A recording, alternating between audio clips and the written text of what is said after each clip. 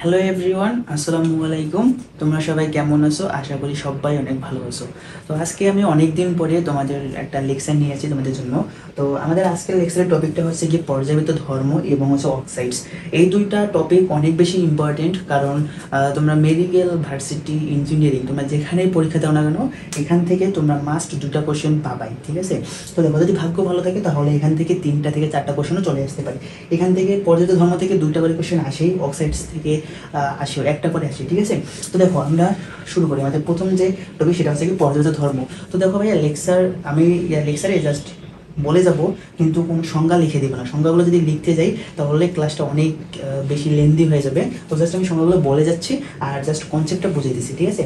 তো দেখো, পর্যাবৃত্ত ধর্মটা কি জিনিস? যে মৌলের যেসব ধর্ম হতে পারে, সেটা ভৌত ধর্ম এবং রাসায়নিক ধর্ম। আমরা তো জানি যে মৌলের দুটো ধর্ম থাকে, সেটা হচ্ছে ভৌত ধর্ম এবং এটাকে রাসায়নিক ধর্ম। তো মৌলের যেসব ধর্ম তাদের পারমাণবিক সংখ্যা পরিবর্তনের সাথে সাথে হ্রাস বৃদ্ধি বা পরিবর্তন হয়, ঠিক আছে, পর্যায়ক্রমে পরিবর্তন হয়, তাকে কি বলা হয় বলতো? পর্যাবৃত্ত ধর্ম বলা হয়। তো পর্যায়বৃত্ত ধর্ম অনেকগুলো রয়েছে, কিন্তু আমাদের এডমিশন বলো বা একাডেমিক সবগুলোতে এই শুধুমাত্র এই যে 7টা টপিক যেখানে রয়েছে, দেখো, গলনাঙ্ক, স্থূলনাঙ্ক, পারমাণবিক ব্যাসার্ধ, পরমাণুর আকার, আয়নীকরণ শক্তি, ইলেকট্রনের শক্তি, তড়িৎ ঋণাত্মকতা এবং ধাতু ধর্ম, অধাতু ধর্ম, এই যে 7টা টপিক রয়েছে, এখান থেকে ঘুরাই ফিরে সবগুলো কোশ্চেনই আসে। যেখানে তোমরা পরীক্ষা দেওয়া না কোনো, জাস্ট এখান থেকে কোশ্চেন আসবে। তো আমরা জাস্ট এই 7টা টপিক আমরা আলোচনা করব, তাহলেই আমাদের পর্যাপ্ত ধর্মের কনসেপ্ট শেষ, ঠিক আছে? আর এই পর্যাপ্ত ধর্ম জানার আগে আমাদের একটা ট্রিক্স জানতে হবে। দেখো, ট্রিক্সটা হচ্ছে কি, দেখো, ট্রিক্সটা হচ্ছে,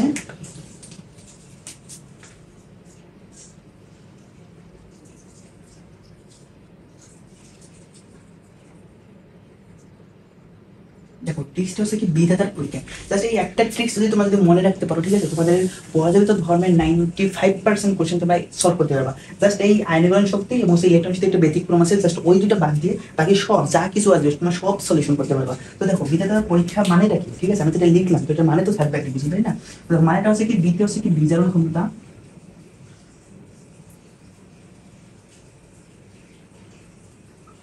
বিজারণ ক্ষমতা, ধাতু হচ্ছে ধাতব ধর্ম,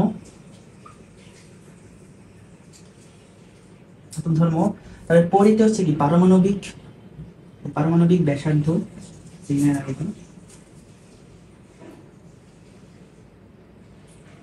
পারমাণবিক ব্যাসার্ধ বা পরমাণুর আকার,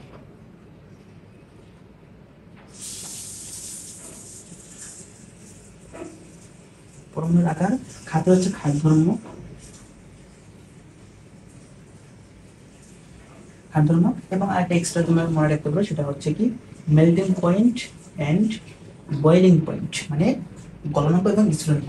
এটা মনে করো, এটা শুধুমাত্র অধাতুর ক্ষেত্রে এখানে আর কি, এটা হচ্ছে শুধুমাত্র অধাতু, ঠিক আছে? দেখো, এই যে যে কটা লিখলাম আমরা বিধাতার পরীক্ষা দিয়ে, যে কটা হয়, সেটা হচ্ছে বিজারণ ক্ষমতা, ধাতব ধর্ম, পারমাণবিক ব্যাসার্ধ বা পরমাণুর আকার, ক্ষার ধর্ম, melting point and boiling point. সেটা হচ্ছে কি অধাতুর ক্ষেত্রে, নট কিন্তু ধাতুর ক্ষেত্রে উল্টাটা হবে, ঠিক আছে? তো দেখো, এগুলোর ক্ষেত্রে কি হবে, যখন আমরা পর্যায়ের বাম থেকে ডানে যাব, তখন কি হবে বলো তো? তখন কমবে, ঠিক আছে? এটা মনে রাখো, সেটা হবে কি কমবে। যখন পর্যায় ধর্ম কি হবে, কমবে, এগুলা এগুলা কি হবে, কমবে। আর যখন গ্রুপের উপর থেকে নিচে যাবো, গ্রুপের উপর থেকে নিচে, তখন কি হবে বলতো? বাড়বে, ঠিক আছে? দেখো, এই যে যেগুলো রয়েছে, এগুলো কি হবে, যখন পর্যায়ের বাম থেকে ডানে যাবো তখন কি হবে, কমবে। এবং গ্রুপে যখন উপর থেকে নিচে আসবে তখন কি হবে বলতো? তখন কমবে। তো দেখুন, এদের যে অপোজিট গুলো কি থাকলো, দেখো তো ভাইয়া। আর বাকিগুলো থাকলো কি, দেখো, আয়নীকরণ শক্তি, এই যে আয়নীকরণ শক্তি, তারপরে কি রয়েছে ইলেকট্রন শক্তি,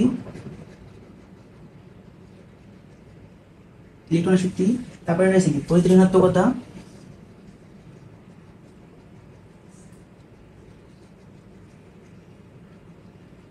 তড়িৎ ঋণাত্মকতা। এখানে আমরা ধাতব ধর্ম লিখি, তাহলে তার উল্টাটা কি বলতো? অধাতব ধর্ম,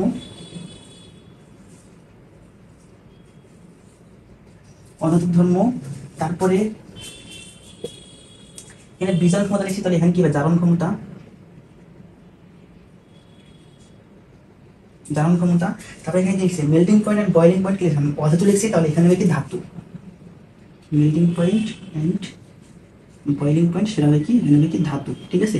তো দেখো, এখানে কি ছিল, যখন আমরা পর্যায়ের বাম থেকে ডানে গেছি তখন কি হচ্ছে, কমছে। তাহলে এখানে কি হবে বলতো? এখানে পর্যায়ে যখন বাম থেকে ডানে যাবো তখন হবে কি বাড়বে, উল্টাটা, তার মানে হবে কি বাড়বে, ঠিক আছে? এখানে বাড়বে। আর গ্রুপে যখন উপর থেকে নিচে যাবো তখন কি হবে, কমবে। জাস্ট এই একটা ট্রিক্স যদি তোমরা মনে রাখতে পারো তাহলে পর্যায়বৃত্ত ধর্মের 95% কোশ্চেন তোমরা একাই সলভ করতে পারবা, ঠিক আছে? তো দেখো এখন জাস্ট এই ট্রিক্সটা মনে রাখবা, ঠিক আছে? এখন আমরা একটা একটা টপিক আমরা ইয়ে করবো, ডিটেলস জানা ট্রাই করবো, ঠিক আছে? দেখো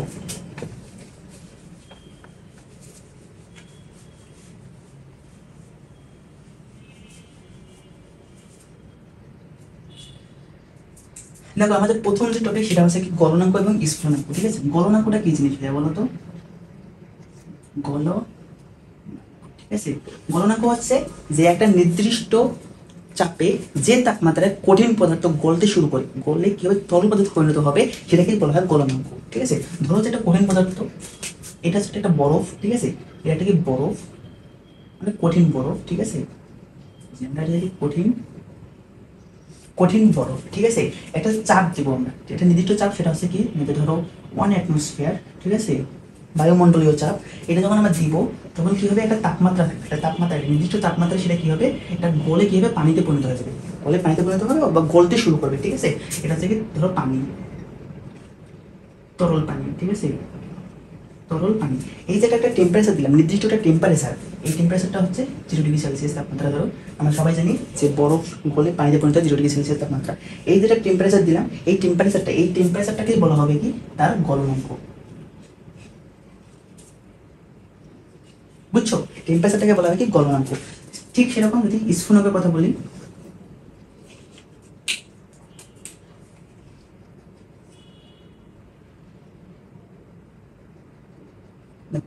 স্ফুটনাঙ্কটা কি জিনিস, সংখ্যাটা সেম থাকবে, হচ্ছে কি যে নির্দিষ্ট তাপমাত্রায়, যে তাপমাত্রায় সরি একটা নির্দিষ্ট চাপে যে তাপমাত্রায় তরল পানি বা তরল পদার্থ কি হবে, ফুটতে শুরু করবে বা ফুটে বাষ্পে পরিণত হবে, সেটাকেই বলা হবে তার স্ফুটনাঙ্ক, ঠিক আছে? ধরো ধরো এটা হচ্ছে পানি, ঠিক আছে? এটা হচ্ছে কি পানি, তরল পানি।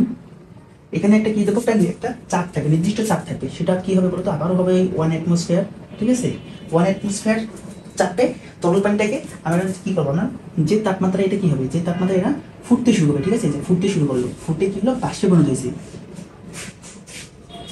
বাষ্পে পরিণত হয়েছে, সেই টেম্পারেচারটাকে বলা হবে কি স্ফুটনাঙ্ক। তো আমাদের সবাই জানি পানির স্ফুটনাঙ্ক কত বলতো ভাইয়া, 100°C, ঠিক আছে? 100°C, এটা হচ্ছে কি স্ফুটনাঙ্ক, বুঝছো? এগুলা কিন্তু পদার্থ ভেদে কিন্তু এই গলনাঙ্ক স্ফুটনাঙ্কের মানগুলা কিন্তু ভিন্ন হয়ে থাকে, ঠিক আছে?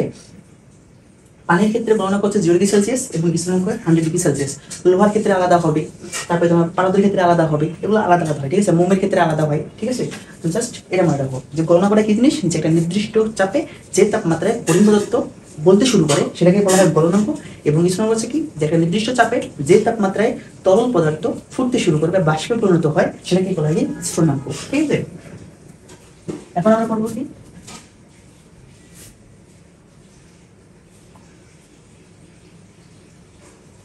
দেখো আমাদের একটা টপিক শেষ, ঠিক আছে? এখন আমরা করবো পারমাণবিক ব্যাসার্ধ। পারমাণবিক ব্যাসার্ধ হচ্ছে কি, যে ধরো এটা একটা নিউক্লিয়াস, ঠিক আছে? এটা একটা নিউক্লিয়াস, আর নিউক্লিয়াসের এগুলো হচ্ছে কি কক্ষপথ, তাই না? এগুলো হচ্ছে কক্ষপথ। আর ধরো কক্ষপথে ইলেকট্রন থেকে বললাম যে একটা কি ইলেকট্রন, ঠিক আছে? এটা হচ্ছে ইলেকট্রন। এখন পারমাণবিক ব্যাসার্ধের সংজ্ঞাটা হচ্ছে কি, যে একটা নিউক্লিয়াসের যে কেন্দ্র রয়েছে, ধরো নিউক্লিয়াসের কেন্দ্র থেকে সর্ববহিস্থ ইলেকট্রনটা যে কক্ষপথে আছে সেই কক্ষপথের মধ্যবর্তী দূরত্বটা, দেখো এই যে নিউক্লিয়াসের কেন্দ্র এবং হচ্ছে এই যে নিউক্লিয়াসের কেন্দ্র এবং হচ্ছে এই যে ইলেকট্রনটা, সর্বশেষ ইলেকট্রনটা যে কক্ষপথে রয়েছে সেইটা, এই যে মধ্যবর্তী যে দূরত্বটা, এই দূরত্বটাকে বলা হয় পারমাণবিক ব্যাসার্ধ বলা হয়। এটা কি বলা হয়, পারমাণবিক ব্যাসার্ধ। এবং পারমাণবিক ব্যাসার্ধ 4 প্রকার, মনে রাখবা 4 প্রকার, যথা 1 নম্বরে হচ্ছে সমযোজী ব্যাসার্ধ,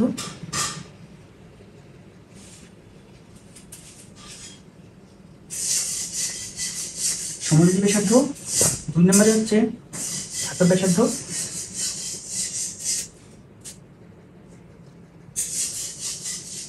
ধাতব ব্যাসার্ধ। 3 নম্বরে হচ্ছে ভ্যান রোলস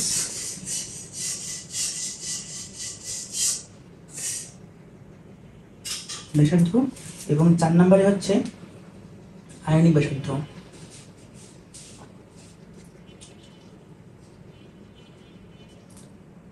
আয়নিক ব্যাসার্ধ। তো এগুলাকে আরসি মানে প্রকাশ করা হয় আরসি দিয়ে, এটাকে বলা হয় আর এম, মেটাল যেহেতু, এটা বলা হয় আর ভি, আর এটা হচ্ছে আর আই প্লাস মাইনাস, কারণ এটা ক্যাটায়ন হতে পারে আবার অ্যানায়নিক ব্যাসার্ধ হতে পারে। ঠিক আছে, দেখো সমযোজী ব্যাসার্ধটা কি জিনিস সেটা এখন আমরা দেখবো।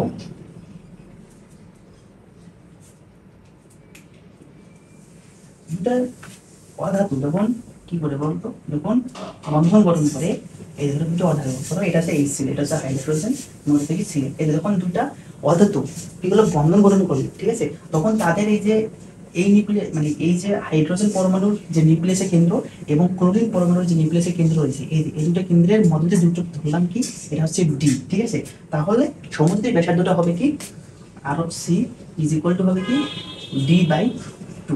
একটা জিনিস মনে রাখবা যে এটার একক যেটা রয়েছে পারমাণবিক ব্যাসার্ধ যে একক,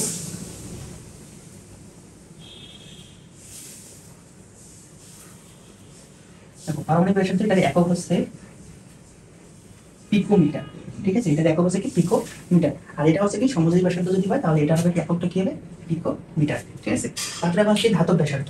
ধাতব ব্যাসার্ধ আমরা কি জানি, ধাতব ব্যাসার্ধ সেটা তো আর কাছাকাছি লেগে থাকবে না, ধাতু কি হবে মানে পাশাপাশি থাকবে কিন্তু ওরা তো একদম ওভারলেপ্ট হবে না, তাই না? এটা কি হবে, দেখো এই ধরো এটা একটা ধাতু, এই যে এটা একটা ধাতু, ঠিক আছে, এই দেখো এরা কাছাকাছি আসছে, এরা কিন্তু ওভারলেপ্ট হয়নি একে অপরের প্রতি। এখানে যেমন এরা দুজন ভিতরে ঢুকে গেছিল, কিন্তু এখানে কি হবে বলো, এরা কাছাকাছি থাকবে কিন্তু এরা ওভারলেপ্ট হবে না। তো যখন এরকম অবস্থা থাকবে তখন কি হবে, এই যে এই একটা মূলের কেন্দ্র এবং এই মূলের যে কেন্দ্র রয়েছে এদের মধ্যকার দূরত্ব সেটা ধরলাম যে ডি, তাহলে R of M is equal to হবে কি সেম সূত্র, সবগুলোর সূত্র সেম থাকবে, জাস্ট কনসেপ্টটা হচ্ছে কি যে একটা কোনটা কি হবে ওভারলেপ্ট হয়ে যাবে, কোনটা ওভারলেপ্ট হবে না। ঠিক আছে, এটাই ডি বাই টু পিকোমিটার।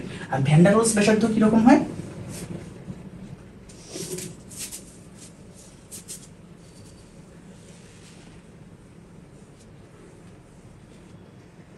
তো দেখো এখন ভ্যান ডার ওয়ালস ব্যাসার্ধটা দেখতেছি এখানে। ভ্যান ডার ওয়ালস ব্যাসার্ধ হবে কি, ধরো এই একটা সমযোজী যৌগ আর এইখানে একটা সমযোজী যৌগ, দুটো সমযোজী যৌগের এই যে এটার ক্ষেত্রে কি হবে পরের মূলের কেন্দ্র এবং এটার ক্ষেত্রে প্রথম মূলের যে কেন্দ্র, এই দুটো দূরত্ব যদি ডি হয় তাহলে R of V is equal to হবে কি ডি বাই টু। ঠিক আছে, এটা এখন এখানে একটা ক্রম মনে রাখবা, সেটা হচ্ছে এই ব্যাসার্ধটা সবচেয়ে বড় হয়, আর অফ ভি বেশি হয়, সবচেয়ে বেশি হয়, তারপরে হচ্ছে আর অফ এম হয় এবং শেষে হয় আর অফ সি। এই একটা হচ্ছে কি আমাদের ক্রম, বুঝছো, এটা একটা ক্রম আমাদের, এটা মনে রাখবা। এখন সর্বশেষ যেটা রয়েছে আণবিক ব্যাসার্ধ, এইটা হচ্ছে সব থেকে বেশি ইম্পর্টেন্ট, এটা এখন আমরা একটু ডিটেলস জানবো। ঠিক আছে, দেখো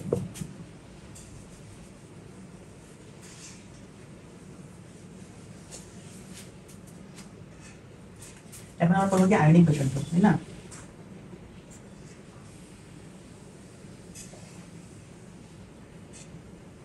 আয়নিক ব্যাসার্ধ, দেখো আয়নিক ব্যাসার্ধ দুই প্রকার, একটা হলো ক্যাটায়নিক ব্যাসার্ধ,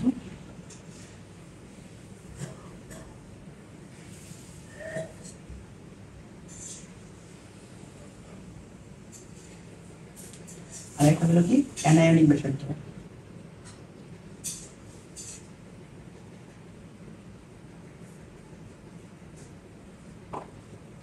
অ্যানায়নিক ব্যাসার্ধ, আর এটা মনে রাখবা, এটা মনে রাখবা কি যে ক্যাটায়নিক ব্যাসার্ধটা কি হবে, অলওয়েজ ছোট হবে, অলওয়েজ ছোট হয়, এবং অ্যানায়নিক ব্যাসার্ধ কি হবে, অলওয়েজ বড় হবে, অলওয়েজ বড় হয়। এটার রিজনটা কি বলো তো? তবে এখন আমরা একটা রিজনটা দেখবো। ধরো ক্যাটায়ন নিলাম প্রথমে, মানে এটা কি সোডিয়াম প্লাস ম্যাগনেসিয়াম 2 প্লাস এবং হচ্ছে কি অ্যালুমিনিয়াম 3 প্লাস। ঠিক আছে, এটা নিলাম। দেখো তো ভাইয়া এখানে প্রোটন কয়টা আছে, ইলেকট্রন কয়টা আছে? ইলেকট্রন রয়েছে কয়টা এখানে? প্রোটন রয়েছে 11টা এবং ইলেকট্রন রয়েছে 10টা। এখানে প্রোটন কয়টা রয়েছে 12টা, ইলেকট্রন কয়টা রয়েছে 10টা। এখানে প্রোটন কয়টা রয়েছে 13টা, ইলেকট্রন কয়টা রয়েছে 10টা। সব ক্ষেত্রে কি ইলেকট্রন সেম না? ইলেকট্রন সেম এবং প্রোটন সংখ্যাটা ভিন্ন। এখন দেখো তো ভাইয়া এটা ক্ষেত্রে ধরলাম দেখো এখানে 13টা প্রোটন মিলে কি করতেছে বলতো 10টা ইলেকট্রনকে টান দিচ্ছে, তাই না? দেখো প্রোটনের চার্জ এবং ইলেকট্রনের চার্জ কিন্তু সেম। তো দেখো এখানে 13 জন মিলে কি করতেছে 10 জন ইলেকট্রনকে টান দিচ্ছে, তাই না? তো বলো তো তাহলে কার শক্তিটা বেশি হবে? প্রোটনের শক্তি বেশি হবে না? তো প্রোটনের যদি শক্তি বেশি হয় এই তো প্রোটন কি করবে ইলেকট্রনকে কি আকর্ষণ করবে না, কারণ কি চার্জ নেগেটিভ, তো এটা কি করবে আকর্ষণ করবে, আকর্ষণ করে নিচের দিকে টেনে নিয়ে আসবে। তো যদি নিচের দিকে টেনে নিয়ে আসে তাহলে কি হবে বলো তো ইলেকট্রনটা যখন প্রোটনের দিকে আসতেছে, মানে প্রোটন কোথা থেকে নিউক্লিয়াসে থাকে, তো নিউক্লিয়াসের কাছাকাছি চলে আসতেছে, যদি কাছে চলে আসে তাহলে কি তার আকারটা কি ছোট হয়ে যাবে না? আকারটা কিন্তু ছোট হয়ে যাবে। সেরকম ধরো এখানে 12টা ইলেকট্রন কি করতেছে 10টা ইলেকট্রনকে টান দিচ্ছে, সেই জন্য কি হয় এটা, এই জন্য ক্যাটায়নের যে ব্যাসার্ধগুলো আছে সেগুলো ছোট হয়ে যায়, কারণ এখানে এখানে কি হচ্ছে প্রোটনগুলো কি করতেছে ইলেকট্রনকে টান দিয়ে কাছে নিয়ে আসতেছে, তার কারণে আর কি ক্যাটায়নের ব্যাসার্ধ কি হয় ছোট হয়ে যায়। আর অ্যানায়নিক ব্যাসার্ধ সেই জন্য বড় হয়, কারণ কি অ্যানায়ন কি করে একটা ইলেকট্রন গ্রহণ করে, ইলেকট্রনগুলো গ্রহণ করে না একটা না দুটো তিনটা গ্রহণ করতে পারে। তো দেখো অ্যানায়ন কি করে গ্রহণ করে তো তারা অ্যানায়নে পরিণত হয়, তাই না? দেখো ওখানে প্রোটন সংখ্যা থেকে কিন্তু ইলেকট্রন বেশি হয়ে যাচ্ছে, তখন কি হবে যে ওখানে ইলেকট্রনের যে আকর্ষণটা সেটা কিন্তু বেশি হয়ে যাইতেছে, প্রোটনের আকর্ষণটা কম হয়ে যেতেছে। তো সেজন্য কি হয় যখন অ্যানায়নিক ব্যাসার্ধগুলো কি হয় অলওয়েজ বড় হয়, সেই কারণে ঠিক আছে, তাহলে এটা মনে রাখবা। আরেকটা হচ্ছে কি যে দেখো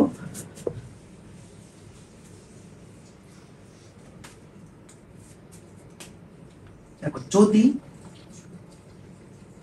ইলেকট্রন সমান হয় তাহলে আকারটা কি হতে হবে সাইজ, সাইজ 1/প্রোটন, ঠিক আছে? তার মানে এটা ব্যস্তানুপাতিক সম্পর্ক, ব্যস্তানুপাতিক সম্পর্ক। যদি প্রোটন বাড়ে, যদি প্রোটন বাড়ে তাহলে কি সাইজ কমবে, প্রোটন কমলে কি হবে সাইজ কমবে। যদি ইলেকট্রনটা সমান হয়, এখন এখানে দেখলাম না তো এটা যদি ইলেকট্রন সমান হয়, আর পাশে যদি প্রোটন সমান হয়, যদি প্রোটন সমান হয় তখন প্রোটন সমান হয় কোনগুলো দেখো তো ভাই, ধরো এটা একটা কি এ একটা মৌল, ঠিক আছে? এখানে এ মাইনাস দিলাম, এ টু মাইনাস, আর এদিকে ধরলাম এ প্লাস এ টু প্লাস। ওই আগের কনসেপ্টটা তোমরা ইয়ে করো তো ক্যাটায়নিক ব্যাসার্ধ কি হবে বলো তো অলওয়েজ কি হয় ছোট হয়, তার মানে এইটা সব থেকে ছোট হবে, তার মানে এদের যে ক্রমটা সেটা কি হবে এটা হবে, এদিক দিয়ে হবে। তারপরে কি অ্যানায়নিক ব্যাসার্ধ বড় হয়, তার মানে এটার থেকে এর থেকে কি হবে এ মাইনাসটা বড় হবে, এবং এ মাইনাসের থেকে কি হবে এ টু মাইনাস বড় হবে। এই এটা জাস্ট এই দুটো মনে রাখবা, এই দুইটাই হচ্ছে তোমাদের মনে হবে এই পারমাণবিক ব্যাসার্ধ এবং হচ্ছে পরমাণু আকারের কনসেপ্ট, ঠিক আছে? দুইটাই এখান থেকে মনে রাখবা যে যদি প্রোটন বাড়ে তাহলে কি হলো, তো প্রোটন বাড়লে আকার ছোট হবে, ইলেকট্রন যদি বাড়ে তাহলে কি হবে আকার, ইলেকট্রন বাড়লে আকারও বড় হবে, ঠিক আছে? এই যে আমাদের কনসেপ্ট, ঠিক আছে? এটা মনে রেখো। তাহলে আমাদের দুটো কনসেপ্ট তিনটে শেষ। এখন আমরা দেখবো আয়নীকরণ শক্তি। তো ভাইয়া এখন আমরা দেখবো আয়নীকরণ শক্তি, ঠিক আছে? দেখো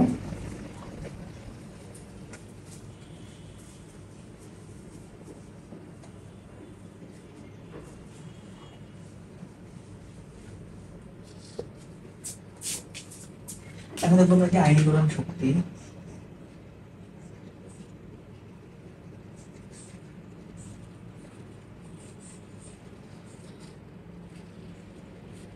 আয়নীকরণ শক্তিটা কি জিনিস?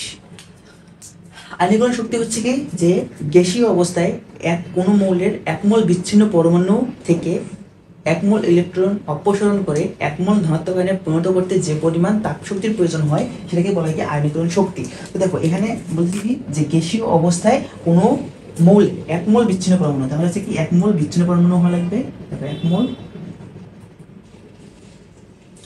মোল বিচ্ছিন্ন পরমাণু থেকে এক মোল ইলেকট্রন অপসারণ করা লাগবে, তাহলে এক মোল ইলেকট্রন অপসারণ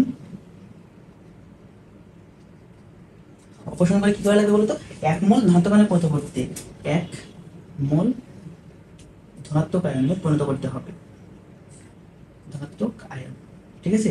এক মোল ধনাত্মক আয়নে পরিণত করতে যে পরিমাণ তাপ শক্তির প্রয়োজন হয় সেটাকে কি বলা হয় বলতো আয়নীকরণ শক্তি, ঠিক আছে? তো দেখো আয়নীকরণ শক্তির এককটা মনে রাখতে হবে আমাদের,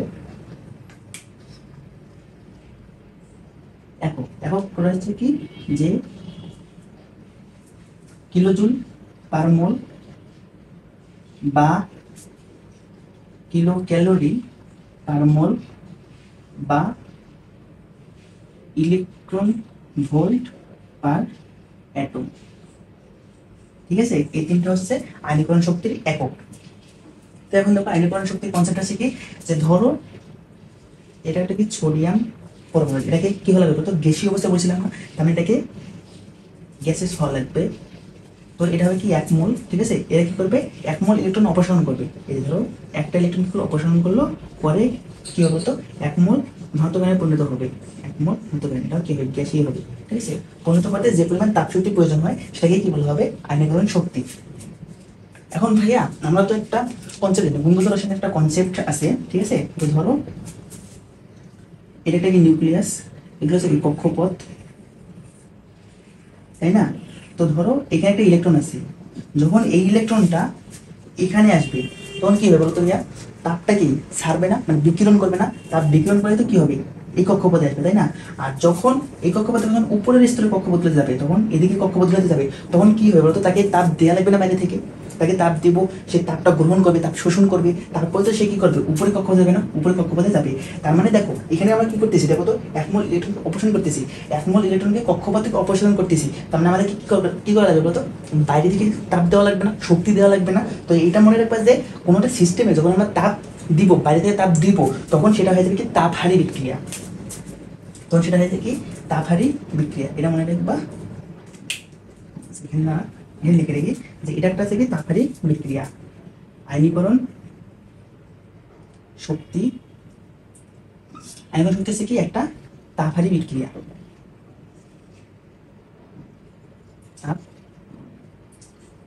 তাপহারী প্রক্রিয়া, প্রক্রিয়া বা বিক্রিয়া যে কোনো কিছুটা বলতে পারতাম না, ঠিক আছে। তাপহারী প্রক্রিয়া, তাহলে দেখো এটা ঠিক আছে, তাপহারী প্রক্রিয়া। তো যখন আমাদের সবাই জানি যে তাপহারী প্রক্রিয়া ডেলেইস কি হবে বলতো,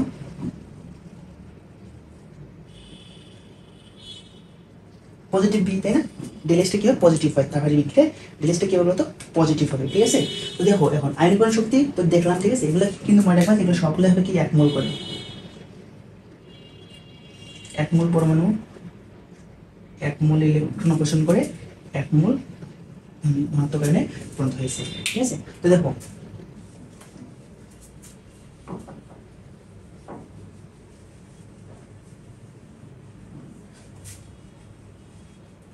এখন দেখো তো ভাইয়া, ধরো ম্যাগনেসিয়াম, ঠিক আছে। ম্যাগনেসিয়াম কি করলো, একটা ইলেকট্রন অপসারণ করলো, পরে কি হলো, ম্যাগনেসিয়াম প্লাস, ঠিক আছে। এটা হলো প্রথম আয়নীকরণ শক্তি, হলো I1। দেখো আইটা হচ্ছে আয়োনাইজেশন, এটা হচ্ছে এনার্জি, মানে আয়নীকরণ শক্তি, ঠিক আছে। এটা হচ্ছে I1। তো তারপরে হচ্ছে কি ম্যাগনেসিয়াম প্লাস, যেটা হচ্ছে ম্যাগনেসিয়াম প্লাস, সেটা কি হবে, আবার একটা ইলেকট্রন ত্যাগ করবে, অপসারণ করলো, পরে কি হবে বলতো, ম্যাগনেসিয়াম 2 প্লাস, ঠিক আছে। এটা কি হবে বলতো, I2, তাই না, I2 দ্বিতীয় আয়নীকরণ শক্তি। তারপরে ধরো ম্যাগনেসিয়াম 3 প্লাস, 2 প্লাস, 2 প্লাস কি করলো, আবার একটা ইলেকট্রন অপসারণ করলো, পরে কি হলো তো Mg3 প্লাস। এটা কি হবে, তৃতীয় আয়নীকরণ শক্তি, তাই না, তৃতীয় আয়নীকরণ শক্তি। এখন মনে রাখবা যে সব ক্ষেত্রে এই I1 এর থেকে I2 বড় হবে, গ্রেটার দেন কি হবে I3, ঠিক আছে। আর এই ম্যাগনেসিয়ামের ক্ষেত্রে মনে রাখবা যে এই যে তৃতীয় আয়নীকরণ শক্তি যেটা রয়েছে সেটা অস্বাভাবিক হারে বেড়ে যাবে, অস্বাভাবিক, অস্বাভাবিক বড় হয়, ঠিক আছে। এটা অস্বাভাবিক বড় হয়, কারণ যখন দেখো যখন I2 ছিল তখন কিন্তু সে কি করছে বলতো, এই দেখো ম্যাগনেসিয়াম 2 প্লাস এটা কি করছে, নিষ্ক্রিয় গ্যাসের ইলেকট্রন কনফিগারেশন লাভ করছে, তাই না। তো দেখো এখান থেকে কি করতে হবে, ইলেকট্রন অপসারণ করতে আমাদের খুব বেশি শক্তি প্রয়োজন পড়বে না, তখন তো কখনোই চাইবে না যে আমার কাছ থেকে আরেকটা ইলেকট্রন বের হয়ে যাক, তখন তো অলরেডি একটা নিষ্ক্রিয় গ্যাসের ইলেকট্রন বিন্যাস লাভ করছে। তো সেই জন্য যখন আমরা এই যে ম্যাগনেসিয়াম 2 প্লাস থেকে ম্যাগনেসিয়াম 3 প্লাস করতে যাবো, তখন সেটা কি হবে, মানে এটার আয়নীকরণ শক্তি অনেক বেশি হবে, অনেক বেশি হয়ে যাবে, বুঝছো। তোমার আরেকটা হচ্ছে কি দেখো, তো এটা তো বুঝলাম, ঠিক আছে। তো মনে রাখবা কি যে I1 এর থেকে কি হবে, I2 টা বড় হবে, I2 থেকে I3 এবার বড় হবে। এখন আমরা তো প্রথমে যে একটা বললাম, ট্রিক্সটা বললাম, সেটা অনুযায়ী কি হচ্ছে বলতো, আয়নীকরণ শক্তি, আয়নীকরণ শক্তি কি বলতো, এই যে বাম থেকে যখন আমরা ডানে যাব, বাম থেকে ডানে যাব, তখন কি হবে বলতো, বাম থেকে ডানে গেলে আয়নীকরণ শক্তি কি হবে বলতো, আয়নীকরণ শক্তি, আয়নীকরণ শক্তি কি হবে, বাড়বে, তাই না। আর যখন গ্রুপের উপর থেকে নিচে যাবো, উপর থেকে নিচে, তখন কি আয়নীকরণ শক্তি, তখন আয়নীকরণ শক্তি কি হবে, কমবে, তাই না।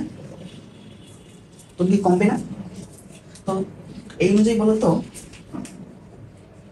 Lithium, beryllium, boron, carbon, nitrogen, oxygen, fluorine, তাই না? এ দিলাম।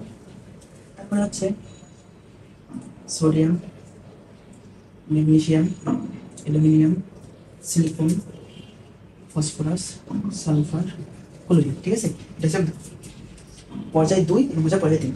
তো আমরা কি দেখলাম যে বাম থেকে ডানে গেলে কি হবে, আণবিক শক্তি বাড়বে, তাই না? তো এই যে বাম থেকে ডানে দিতে আমি বাড়তেছে, তাই না? এটা হবে। আর এখানে কি হবে, এটা হবে, তাই না? না, আসলে এটা হবে না, কারণ কি জানো, এটা ভুল, এটা হবে না, এটা হবে না। এর কারণ হচ্ছে কি, দেখো আয়নীকরণ শক্তি কয়েকটা বিষয়ের উপর নির্ভর করে। দেখো আয়নীকরণ শক্তি যে নির্ভরশীলতা রয়েছে,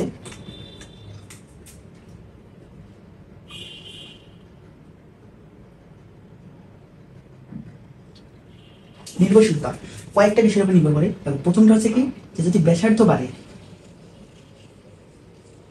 যদি ব্যাসার্ধ বাড়ে তাহলে আয়নীকরণ শক্তি কি হবে, কমবে, এই কমে। যদি শিল্ডিং ইফেক্ট অর্থাৎ পড়ছি, তাই না? Shielding effect, shielding, shielding effect যদি বাড়ে, তো আমরা বলছিলাম কি, শিল্ডিং ইফেক্ট যদি বাড়ে তাহলে তার সাইজ কি হবে, বাড়ে না? সাইজ বাড়ে, মানে যদি শিল্ডিং ইফেক্ট বাড়ে তাহলে সাইজ বাড়বে। সাইজ বাড়লে কি হবে বলতো, আয়নীকরণ শক্তি কমবে, কারণ আকার বাড়তেছে, তার মানে আয়নীকরণ শক্তিটা কমবে। ঠিক আছে, আয়নীকরণ শক্তি কি হবে, কমবে। আর মনে রাখবে কি, যে যদি স্থিতিশীলতা, স্থিতি স্থিতিশীলতা যদি কি হয় বলতো, স্থিতিশীলতা যদি বাড়ে তাহলে আয়নীকরণ শক্তিটা কি হবে বলতো, আয়নীকরণ শক্তিও বাড়বে। এখন স্থিতিশীল কোনগুলো আমার বলতো, যদি যদি ধরো এই যে এস অরবিটালে কি হয় বলতো, এস অরবিটালে যদি অর্ধপূর্ণ বা পূর্ণ থাকে, ঠিক আছে, অর্ধপূর্ণ বা পূর্ণ থাকে, যেমন এস অরবিটালে অর্ধপূর্ণ কখন হবে, 1 থাকলে হবে, এবং যদি এস অরবিটালে 2 থাকে তাহলে এটা পূর্ণ হবে। ঠিক আছে, তারপরে পি অরবিটালে যদি 3 থাকে এবং পি অরবিটালে যদি কি থাকে 6টি ইলেকট্রন, 6টি ইলেকট্রন থাকে তখন হবে। ডি অরবিটালে 5টা, বা ডি অরবিটালে যদি কি থাকে 10টা থাকে, এরকম এফ 7টা অথবা 14টা এরকম থাকে, তাহলে সেগুলো কি হয়, স্থিতিশীল মৌল হয়। এখন এই তোমার এই ক্ষেত্রে দেখো, এই এতটুকু প্রশ্ন যদি আমরা নেই, তাহলে দেখো তো বেরিলিয়াম এবং হচ্ছে বেরিলিয়ামের যদি ইলেকট্রন ম্যাচ তাহলে কত হবে, কত 1s2 2s2, তাই না? আর বনে যদি নেই তাহলে কি হবে, কত 1s2 2s2 2p1 না, তাই না? তো দেখো তো ভাইয়া, এখানে বেরিলিয়ামটা কি স্থিতিশীল কনফিগারেশন লাভ করছে না, এখানে এস অরবিটাল কি একদম ফুল আপ আছে, তাই না? ফিল আপ আছে। যদি বেরিলিয়ামে যদি এই ইয়াতে থাকে, ইলেকট্রন কনফিগারেশন যদি ফিল আপ থাকে, তাহলে কি সেটা স্থিতিশীল মৌলের ইলেকট্রন বিন্যাস লাভ করছে না, তাহলে সেটার কি হবে বলতো, আয়নীকরণ শক্তিটা বেশি হবে না। সেখানে কি হয়, এই যে ব্রোনে থেকে বেরিলিয়ামের ইলেকট্রন শক্তি বেশি হয়। আবার সেম ভাবে এই যে নাইট্রোজেন এবং অক্সিজেনের বেশি, কারণ নাইট্রোজেনে কি থাকে বলতো, P3 থাকে, আর অক্সিজেনে কি হবে, P4 হবে, তাই না? তো দেখো তো এটা কি, এটা স্থিতিশীল না, P3টা কি স্থিতিশীল, তাহলে নাইট্রোজেন যদি স্থিতিশীল হয় তাহলে কি হবে, তার ইলেকট্রনের শক্তি বেড়ে যাবে, তাই না? তার মানে এখানে নাইট্রোজেনের কি হবে, অক্সিজেন থেকে বেশি হবে। সেম ভাবে এখানে হবে একটা ব্যতিক্রম আসবে, আর এখানে একটা ব্যতিক্রম আসবে। তো এইটা তোমরা একটা কি করবা, এটা তোমার টেকনিকের মাধ্যমে মনে রাখতে পারো, যে এই যে একটা দেখো, যখন একটা পর্যায়ে থাকবে, ঠিক আছে, প্রথমটা বাদ দিয়ে পরের দুইটা দেখো, এইটা এটা ক্লোজ করে দিবা, ঠিক আছে? তারপরে একটা বাদ দিবা, আবার একটা ক্লোজ করবা, ঠিক এরকম একটা বাদ দিলাম, পরের দুইটা মৌলে কি হবে, ইন্টারচেঞ্জ হবে। একটা বাদ দিয়ে আবার পরের দুইটা মৌলে কি হবে, ইন্টারচেঞ্জ হবে, ঠিক আছে? ইন্টারচেঞ্জ হইলো। এখন দেখো, এখন তোমরা কোনটা লিখবা, লিথিয়াম দিবা, ঠিক আছে? তারপরে দেখো বেরিলিয়ামটা কি হচ্ছে, জায়গা পরিবর্তন করছে না, তাহলে বেরিলিয়াম এখানে আসবে, সরি ব্রোনটা এখানে আসবে, বেরিলিয়ামটা কি হবে, এখানে যাবে। তারপরে কি কার্বন, ঠিক আছে, অক্সিজেন জায়গা পরিবর্তন করছে, অক্সিজেন এখানে আসবে, নাইট্রোজেন এখানে যাবে। তারপরে ফ্লোরিন থাকলো নিচে এরকম, সোডিয়াম ঠিক থাকবে, অ্যালুমিনিয়াম জায়গা চেঞ্জ করছে, ম্যাগনেসিয়াম জায়গা চেঞ্জ করছে, অ্যালুমিনিয়াম জায়গা গেছে, তারপরে সিলিকন ঠিক থাকবে, সালফার এখানে আসবে, ফসফরাস ওখানে যাবে, তারপরে কি ক্লোরিন আসবে, ঠিক আছে? তারপরে তোমরা এখন কি করবা, ওই যে সিরিয়াল পর্যায় প্রান্তে ডানে যাচ্ছে, তার মানে বাড়বে, নিচে বাড়তেছে।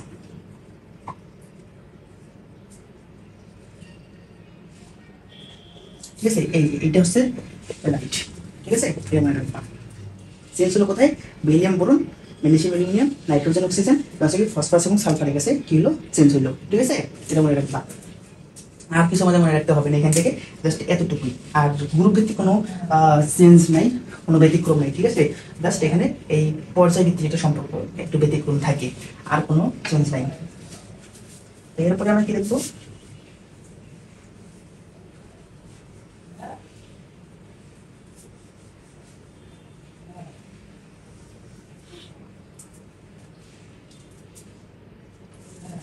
দেখো আমাদের এটা শেষ, এখন আমরা দেখবো কি আয়নীকরণ শক্তি, ইলেকট্রন আসক্তি।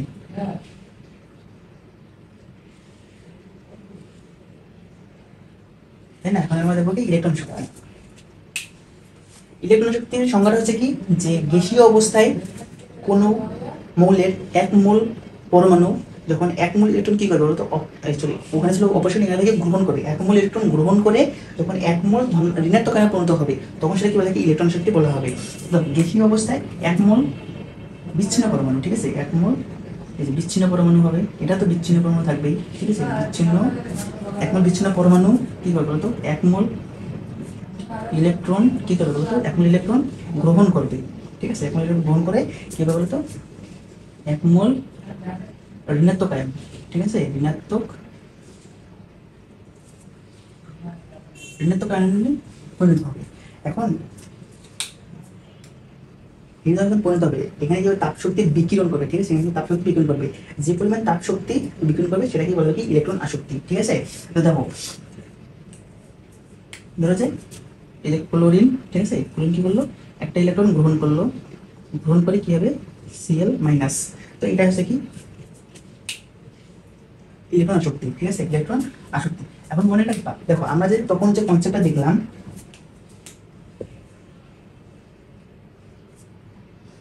এটা কি নিউক্লিয়াস, ঠিক আছে, এটা হচ্ছে কি কক্ষপথ, এটা কক্ষপথ। ঠিক আছে, ধরো একটা ইলেকট্রন কি করতেছে বলতো, একটা ইলেকট্রন এই যে এখানে এসে প্রবেশ করবে, একটা তো কক্ষপথে এসে প্রবেশ করতেছে, তাই না? দেখো ইলেকট্রন গ্রহণ করতেছে মানে এটা মানে কক্ষপথে প্রবেশ করতেছে, তো দেখো তো এটা হচ্ছে ইলেকট্রন। ঠিক আছে, এই ইলেকট্রনটা দেখো উপরে কক্ষপথে আছে, সে কি করতেছে নিচে কক্ষপথে আসতেছে, তাহলে কি করবে বলতো, সে তাপ শক্তিকে বিকিরণ করবে না, তাপ শক্তি বিকিরণ করবে মানে তাপ শক্তি সে দিচ্ছে, তাপ শক্তি দিচ্ছে, সে কিন্তু তাপ শক্তি নিচ্ছে না, তাপ শক্তি দিচ্ছে। যখন তাপ শক্তি বিকিরণ করে যখন আসতেছে তখন কি হবে, এটা কি তাপ উৎপাদী হবে না, কি তাপ উৎপাদী। ঠিক আছে, আয়নীকরণ শক্তি কি ছিল বলতো, আয়নীকরণ শক্তি ছিল তাপ হারে, আর ইলেকট্রন শক্তি কি হবে বলতো, তাপ উৎপত্তি। তাহলে তাপ উৎপত্তি হয়, তাহলে ডেল এসটা কি হবে বলতো, ডেল এস হবে কি নেগেটিভ। ঠিক আছে, ডেল এসটা হবে কি নেগেটিভ। এখন দেখো, এখন এখানে আরেকটা কনসেপ্ট আছে, সেটা হচ্ছে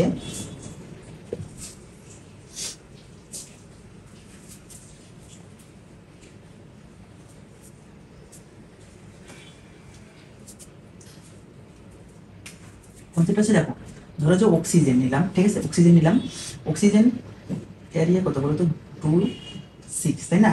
ইলেকট্রন রয়েছে 2 6। তো এই কি করবে, একটা ইলেকট্রন গ্রহণ করবে, একটা ইলেকট্রন গ্রহণ করলো, গ্রহণ করে কি হলো ও মাইনাস হলো, তখন এর ইলেকট্রন কত হলো বলতো 2,7, তাই না?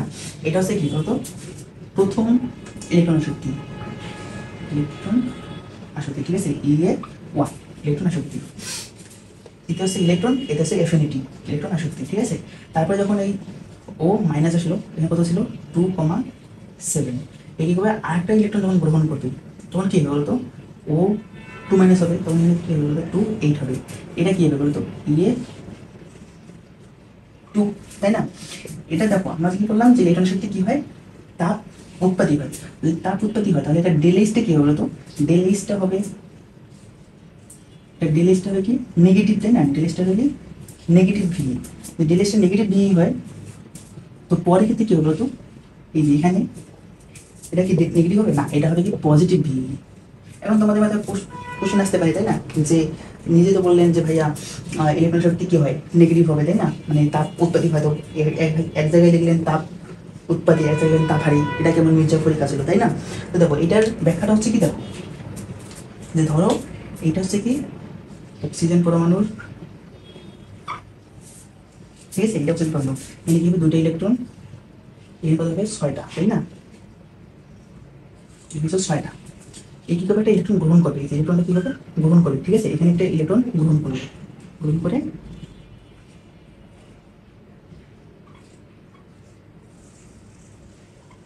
দেখো এখানে 7টা ইলেকট্রন হলো, ঠিক আছে। তো পরের বার যখন কি করবে, আরো একটা ইলেকট্রন গ্রহণ করতে চাইবো, ঠিক আছে।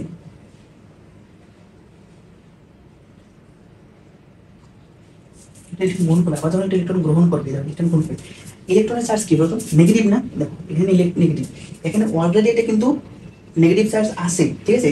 তার উপর এর আবার কি আকার ছোট, তাই না, এর আকার ছোট। তারপর আগে থেকে একটা কি আছে বলতো, ইলেকট্রন একটা আছে, একটা ইলেকট্রন আছে।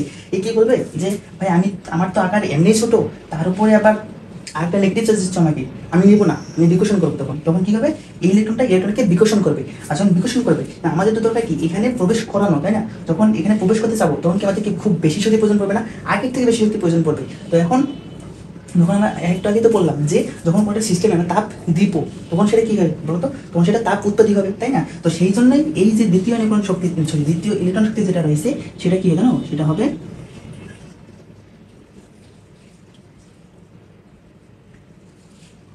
এই দ্বিতীয় ইলেকট্রন শক্তি যেটা রয়েছে সেটা হয়ে যায় আমাদের তাপ উৎপাদী, বুঝছো। ইয়ে টু যেটা রয়েছে সেটা হয়ে যায় কি আমাদের তাপ উৎপাদী, সরি তাপ হারি হয়ে যায়, তাপ হারি, বুঝছো। এই যে এটা হচ্ছে কি কনসেপ্ট, যে মনে রাখবে যে প্রথম ইলেকট্রন শক্তি কি হয়, তাপ উৎপাদী, এবং দ্বিতীয় ইলেকট্রন শক্তিটা হয় কি তাপ হারি। এখন এটারও কিছু নির্ভরশীলতা রয়েছে।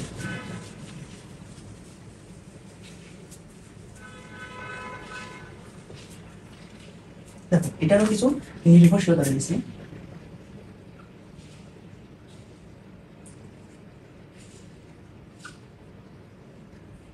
নির্ভরশীলতা একই জিনিসই। তো এটা কি হবে, ব্যাসার্ধ যদি বাড়ে, সেম ভাবে যদি ব্যাসার্ধ বাড়ে তাহলে কি হবে বলতো, ইলেকট্রন শক্তি কমবে, এটা কি কমবে। যদি শিল্ডিং ইফেক্ট, বাড়ে তখন কি হবে, ইলেকট্রন শক্তি কমবে। যদি স্থিতিশীলতা,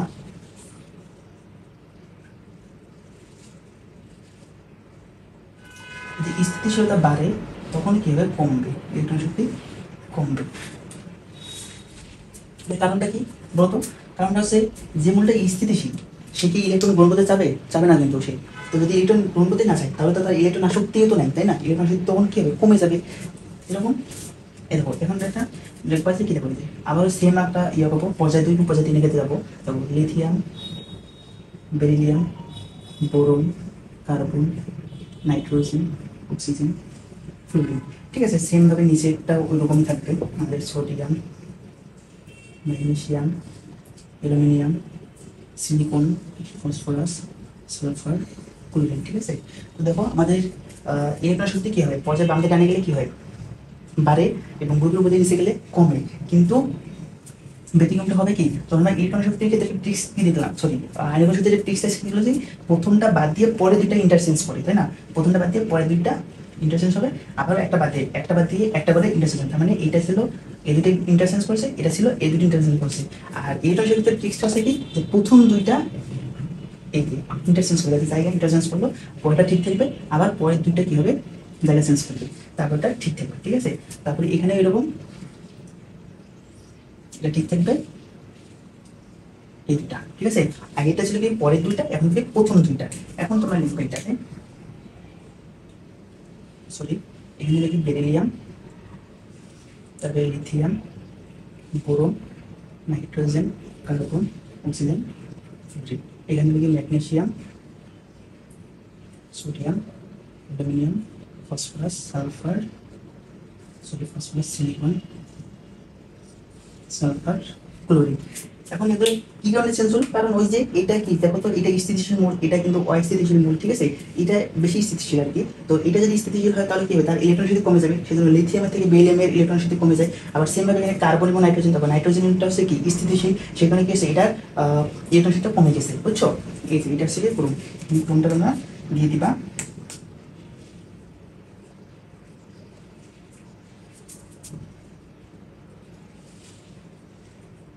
এটা হচ্ছে পর্যায়ভিত্তিক সম্পর্ক। আর একটা গ্রুপ ভিত্তিক একটা ব্যতিক্রম রয়েছে।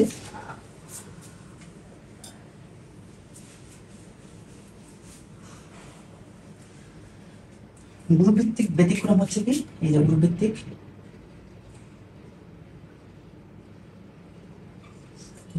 ব্যতিক্রম দিয়েছি। ব্যতিক্রম হচ্ছে কি, এই যে ক্লোরিন, যেটা আছে ক্লোরিনটা বেশি হয় ফ্লোরিনের থেকে, আর হচ্ছে সালফার বড় হবে অক্সিজেন থেকে। এটা কারণটা হচ্ছে ওই সেম ভাবে, ধরো তোমরা একটা ক্লোরিনের ইয়ে নিলা, ক্লোরিন পরমাণু নিলা, ঠিক আছে, এটা ইলেকট্রন বিন্যাস যদি করো তাহলে দেখো এখানে হচ্ছে কত, এখানে হচ্ছে 2, এখানে হচ্ছে কত 7, তাই না? 7। তো যখন এই একটা ইলেকট্রন গ্রহণ করতে, যখন একটা ইলেকট্রন দিব, হ্যাঁ, তো দেখো এখানে অলরেডি একটা ইলেকট্রন আছে, তার উপর আবার আকার ছোট, বলে যে ভাই আমার আকার ছোট, আমি ইলেকট্রন দিতে পারবো না, তো একে আবার জোর করে ইলেকট্রন দিতে হবে, যার মানে কি সুন্দর করে আর কি এর কি হবে বলতো, ইলেকট্রন সেটা এর ইয়ে হয়ে যায়, কমে যাবে, ঠিক আছে। আর যখন ক্লোরিন, ঠিক আছে, ক্লোরিন কি হবে দেখো, এই ক্লোরিন,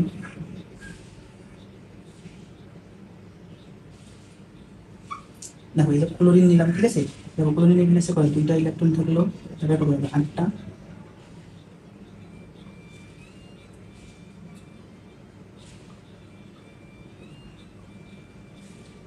ঠিক আছে, ওইটা ইলেকট্রন দিব, ঠিক আছে, এই যে ইলেকট্রনটা দেবো, তখন বলবে কি যে ভাই ক্লোরিনের দেখো, ক্লোরিনের দেখো, ক্লোরিনের থেকে ক্লোরিনের আকারটা বড়, তাই না, আকার বড়, এর চার্জ ঘনত্ব কম, তাই না। এ বলে কি যে ক্লোরিন যখন ভাববে, যখন একটা ইলেকট্রন দিব তখন বলবে কি যে ভাই আমার তো আকার বড়, আমার জায়গা আছে অনেক, তারপর আপনার মনো বড়, ঠিক আছে, ওর মনো বড়, এবং বলবে কি এই ইলেকট্রনটাই গ্রহণ করে নিবে, যে চার্জ ঘনত্ব কম, কারণ দেখো এখানে অল্প একটু জায়গার মধ্যে 7টা ইলেকট্রন, আর এখানে দেখো কত বড় একটা জায়গার মধ্যে 7টা ইলেকট্রন, কারণ এখানে চার্জ ঘনত্ব কম, তো চার্জ ঘনত্ব যেহেতু কম, তো সেগুলো ইলেকট্রনটা গ্রহণ করে নেবে, তো যার কারণে কি এর ইলেকট্রন আসে, তো গ্রহণ করার যে, যে গ্রহণ করার যে ক্ষমতাটা বা যে গ্রহণ করার যে ব্যাপারটা, সেটাই তো আসক্তি, তাই না। তো এই ইলেকট্রন যখন গ্রহণ করতেছে, তো এই যে গ্রহণ করার যে এর প্রবণতা বেশি, সেই জন্য কি হচ্ছে এর ইলেকট্রন আসক্তিটা বেশি হয়ে যাবে, ক্লোরিন গ্রেটার দেন ফ্লোরিন হয়। আর একটা হচ্ছে কি যে এই যে অক্সিজেন যেটা আছে, অক্সিজেনটা আসলে সালফারের থেকে, সালফার যে বেশি এমনটা না, কিন্তু অক্সিজেনের গ্রুপে যারা আছে সবার থেকে অক্সিজেনটা কিন্তু কম, এটা একটা মনে রাখতে আছে, হাজারি স্যারের বইয়ের এটা একটা ইনফরমেশন, সেটা হচ্ছে কি দেখো অক্সিজেন গ্রুপে কি কি রয়েছে, যে অক্সিজেন, সালফার, সিলিনিয়াম, ওএনএসসি দিয়ে পড়ে, ঠিক আছে, এতটুকু।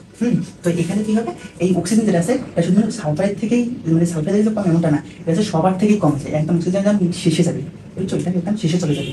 এই কোনটা একটু মনে রাখবে, এটা একটু ব্যতিক্রম করুন, ঠিক আছে, না পূর্ববর্তী জায়গায় কি হবে বলতো, কমবে, তাই না। এই যে এটা, ঠিক আছে, এইটা কোনটা একটু মনে রাখবা। আর ক্লোরিনের ক্ষেত্রে শুধু ক্লোরিন আর ফ্লোরিনের ব্যতিক্রম, বাকিগুলোতে নাই, বাকিগুলো সব ঠিক আছে, ঠিক আছে, জাস্ট এইটা ব্যতিক্রম, এটা হচ্ছে হাজার হিসাবে বইয়ের ইনফরমেশন। তো ব্যাস আমাদের এতটুকুই ইলেকট্রন শক্তি। এখন আমরা দেখবো কি তড়িৎ ঋণাত্মকতা,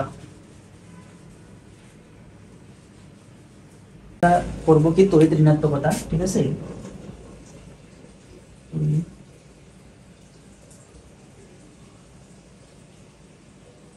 তড়িৎ ঋণাত্মকতা। তো দেখো তড়িৎ ঋণাত্মকতা কি জিনিস সেটা আমাদের এখন জানতে হবে। তড়িৎ ঋণাত্মকতা হচ্ছে কি যে সমযোজী যৌগের দুইটি অধাতুর মধ্যে শেয়ারকৃত ইলেকট্রন যুগলকে নিজের দিকে, মানে প্রত্যেক পরমাণু নিজের দিকে টেনে নেওয়ার যে ক্ষমতা, সেটাকে বলা হয় কি তড়িৎ ঋণাত্মকতা। তো ধরো একটা সমযোজী যৌগ হচ্ছে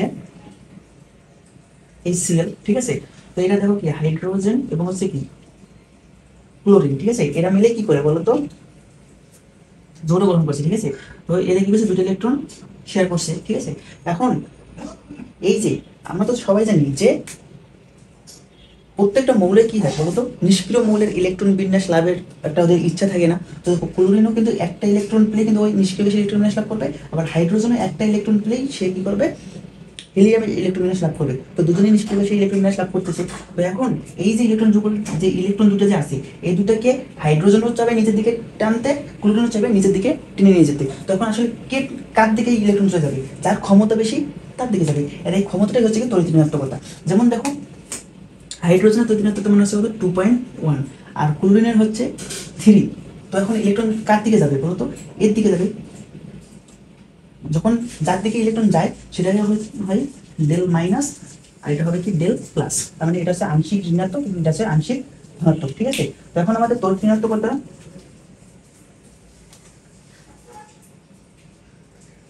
ঠিক আছে, এখন দেখো আমাদের তড়িৎ ঋণাত্মকতা তো আমরা সম্পর্ক জানি, বাম থেকে এখানে কি হবে বলতো, বাম থেকে যদি ডানে যায় তাহলে কি হবে, তড়িৎ ঋণাত্মকতা কি বলতো, তড়িৎ ঋণাত্মকতা কি হবে বলতো, বাড়বে, ঠিক আছে। এবং উপর থেকে নিচে গেলে, উপর থেকে নিচে গেলে ইএম কি হবে বলতো, কমবে, তাই না, এটা তো আমরা জানি, ঠিক আছে। আর এখানে আমাদের একটা জিনিস মনে রাখতে হবে, দেখো এইটুকুই জাস্ট মনে রাখলে হবে। তবে যারা যাবি ডিতে পরীক্ষা দিবা অথবা হচ্ছে মেডিকেলে যারা পরীক্ষা দিতে চাও, তাদের ক্ষেত্রে এই তৈরি তাদের কিছু মান মুখস্থ করে রাখতে হবে। ভার্সিটিগুলোতে খুব বেশি একটা মান থেকে কোশ্চেন আসে না, কিন্তু যাবি ডি ইউনিট, তারপরে হচ্ছে এ ইউনিটেও আসে, তারপর হচ্ছে মেডিকেলে ওগুলাতে ওই কিছু মান দেয়, বললো যে হাইড্রোজেনের তৈরিতার মান কত হবে, লিথিয়ামে কত হবে, এরকম কিছু মান জিজ্ঞাসা। ঠিক আছে, তখন এটা আমরা দেখবো যে কেমনে মান করতে হয়। দেখো আমার প্রথমে আগে লিখি, ঠিক আছে, হাইড্রোজেন, লিথিয়াম, সোডিয়াম। পর্যায় দুই কি কি আছে? Lithium, beryllium, boron, carbon, nitrogen, oxygen, fluorine. ঠিক আছে, তারপরে এখানে রয়েছে magnesium, aluminium, silicon, phosphorus, sulphur, chlorine. ঠিক আছে, এখন আমাদের তড়িৎ মান মনে রাখার জন্য আমাদের তিনটা মান মুখস্থ রাখতে হবে সবারই। ঠিক আছে, তিনটা মান মুখস্থ রাখা লাগবে। সেটা হচ্ছে দেখো, হাইড্রোজেন হচ্ছে 2.1, লিথিয়ামের হচ্ছে 1 এবং সোডিয়ামের হচ্ছে 0.9। ঠিক আছে, এই তিনটা মান মাস্ট মনে রাখতেই হবে, তাহলেই আমাদের এই ট্রিক্সটা খাটবে। ঠিক আছে, আদারওয়াইজ খাটবে না। তো দেখো, হাইড্রোজেন মনে রাখবো, লিথিয়াম মনে রাখবো এবং সোডিয়াম মনে রাখবো। এরপরে একটা জিনিস মনে রাখবো কি, যে এই যে 2 নম্বর যে পর্যায়ে রয়েছে, যতই আমরা বাম থেকে ডানে যাবো তত কি জানো, +0.5 করে বাড়বে। ঠিক আছে, +0.5 করে। আর এই যে 3 নম্বর যে পর্যায়ে রয়েছে, সেখানে কি হবে, +0.3 করে বাড়বে। ঠিক আছে, 0.3। তো দেখো তো ভাইয়া, লিথিয়াম যদি 1 হয় তাহলে বেরিলিয়াম কত হবে? 1-এর সাথে 0.5 যোগ করো, তাহলে কি হবে বলো তো? 1.5, তাই না? তারপরে এটা হবে কত? 2, এটা কত? 2.5, তারপরে এটা কত হবে? 3, তারপরে এটা কত হবে? 3.5, তারপরে কত হবে? 4। ঠিক আছে, আর নিষ্ক্রিয় গ্যাসগুলো 0। তারপরে দেখো, সোডিয়াম 0.9, এটার সাথে কি হবে? +0.3। তাহলে যদি +0.3 তাহলে কত হবে বলো তো? এটা হবে 1.2। তারপরে এটা কত হবে? 1.5, তাহলে কত হবে? 1.8, তারপরে এটা কত হবে? 2.1। এইখানে এটা মনে রাখবা যে 2.1 এর পরে যেটা রয়েছে সেখানে হবে কি +0.4। তার মানে এটা কত হবে? 2.5। এবং এটার ক্ষেত্রে মনে রাখবা এটা হবে কি +0.5, যেটা হবে 3। এতটুকু। ঠিক আছে, এতটুকু মনে রাখবা। আর যদি তোমরা চাও তোমরা রাখতে পারো এরপরে কি রয়েছে, ফ্লোরিন, ক্লোরিন, ব্রোমিন এবং হচ্ছে কি আয়োডিন। তো এটা হচ্ছে 2.8 এবং এটা হচ্ছে 2.5। ঠিক আছে, জাস্ট এই কথা তোমরা মনে রাখতে পারো। এই ট্রিক্স অনুযায়ী তোমরা এই মানগুলা এভাবে মনে রাখতে পারো। আর হচ্ছে ভার্সিটিতে যেভাবে আমি বললাম যে ওই বাম থেকে ডানে গেলে তৈরি বাড়বে নাকি কমবে, গ্রুপের উপর থেকে নিচে গেলে বাড়বে নাকি কমবে, ঠিক এভাবে আসে। আর এগুলো জাস্ট ওই জাবিড ইউনিট, এ ইউনিট, মেডিকেল, এগুলোতে আসে। ঠিক আছে, তো এতটুকু মনে রাখতে পারো। এখন আসবো আমরা ধাতব ধর্মের দিকে, অধাতব ধর্ম।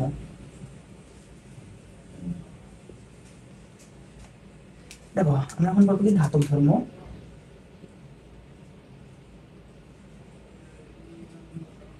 ঠিক আছে, তো দেখো,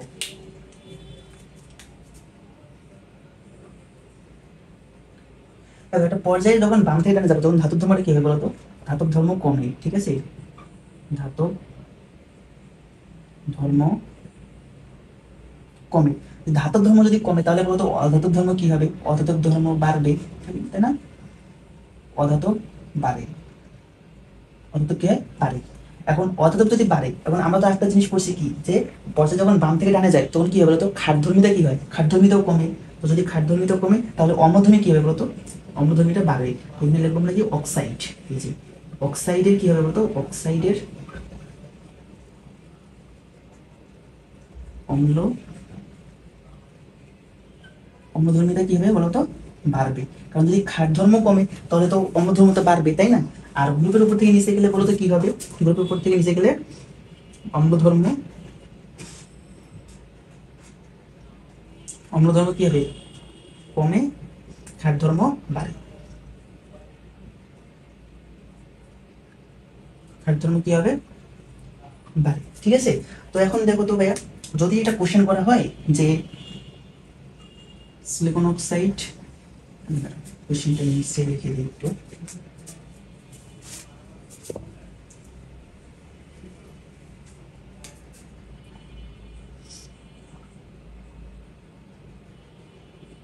অম্লধর্ম কি হবে বলতো? বাড়বে। ঠিক আছে, তো দেখো, সিলিকন অক্সাইড, তারপরে হচ্ছে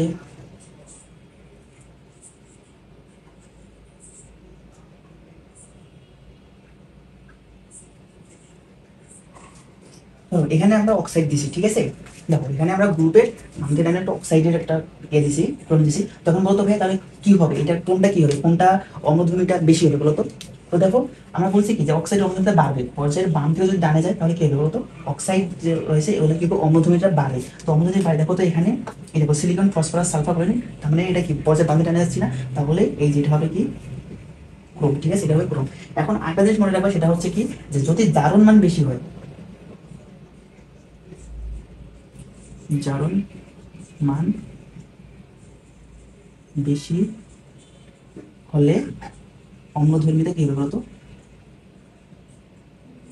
অম্লধর্ম বাড়ে, ঠিক আছে।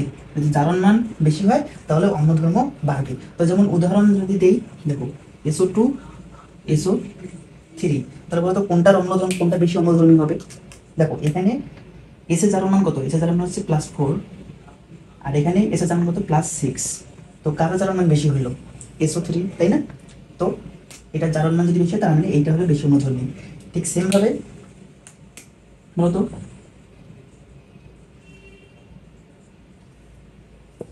P2O3 আছে P2O5, কোনটার জারণ মান বেশি হবে বলতো, সরি কোনটার অম্লধর্ম বেশি হবে বলতো।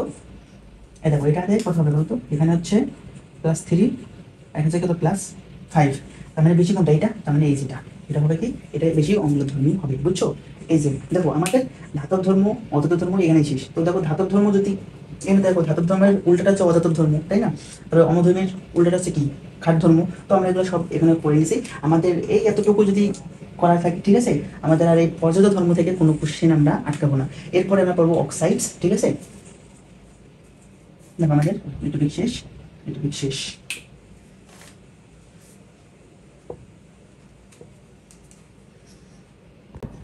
তো এখন আমরা পড়বো অক্সাইড, ঠিক আছে, অক্সাইড।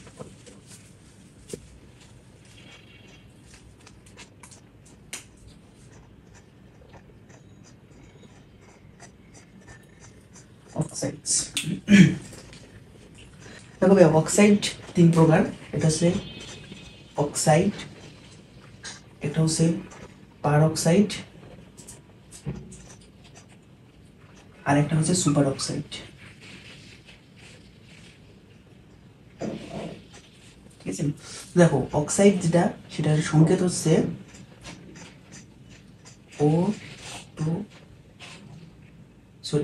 O2 minus. পার অক্সাইড যেটা, সেটার সংকেত হচ্ছে O2 মাইনাস। আর সুপার অক্সাইড যেটা, সেটার সংকেত হচ্ছে O2 মাইনাস, ঠিক আছে। আর এটার যে জারণ সংখ্যা, ওটা হচ্ছে অক্সিডেশন নাম্বার, ইকুয়ালটা হচ্ছে -2। এটার ক্ষেত্রে ওএন ইকুয়ালটা হচ্ছে -1, এবং সুপার অক্সাইডের অক্সিডেশন নাম্বার হচ্ছে -1/2। তো এখন আমাদেরকে এগুলোর উদাহরণ দেখতে হবে, ঠিক আছে। তো দেখো উদাহরণগুলো হচ্ছে কি, অক্সাইডের উদাহরণ হলো zinc oxide, copper oxide, Na2O, calcium oxide, magnesium oxide, etc আরও আছে। তো এগুলা যেখানে অক্সিজেন জারণ মান যেখানে 2 হবে সেটা হচ্ছে কি অক্সাইড। তারপরে পার অক্সাইড হচ্ছে Na2O2, H2O2, তারপরে Li2O2, এগুলা। সুপার অক্সাইড হচ্ছে Na2, তারপরে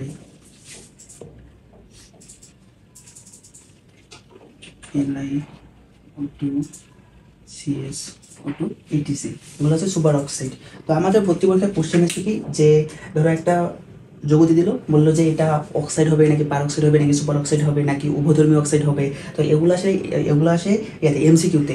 আর রিটেন যেগুলোতে আছে সেগুলোতে আবার বিক্রিয়াও আসে। তো বিক্রিয়া আমরা পড়বো না, জাস্ট আমরা উদাহরণগুলো দেখবো যে আসলে কোনটা একটা মৌল দিল, তাহলে সেটা কি হবে, অক্সাইড হবে নাকি সুপার অক্সাইড হবে নাকি উভধর্মী অক্সাইড হবে নাকি অম্লধর্মী অক্সাইড হবে সেটা। তো দেখো এটা হচ্ছে অক্সাইড, পার অক্সাইড, সুপার অক্সাইড, তো এগুলো লিখে দিয়েছি। এখন অক্সাইডের আবার বিভিন্ন প্রকার আছে, যেমন উভধর্মী অক্সাইড হয়, তারপরে অম্লধর্মী অক্সাইড হয়, ক্ষারধর্মী অক্সাইড হয়, নিরপেক্ষ অক্সাইড আছে। তো এখন এগুলা দেখবো আমরা।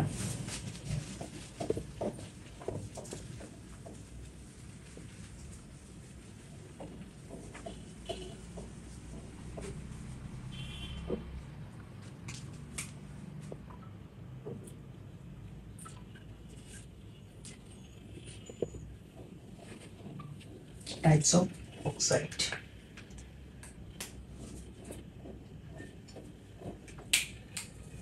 দেখো প্রথমে আসবো উভধর্মী অক্সাইড।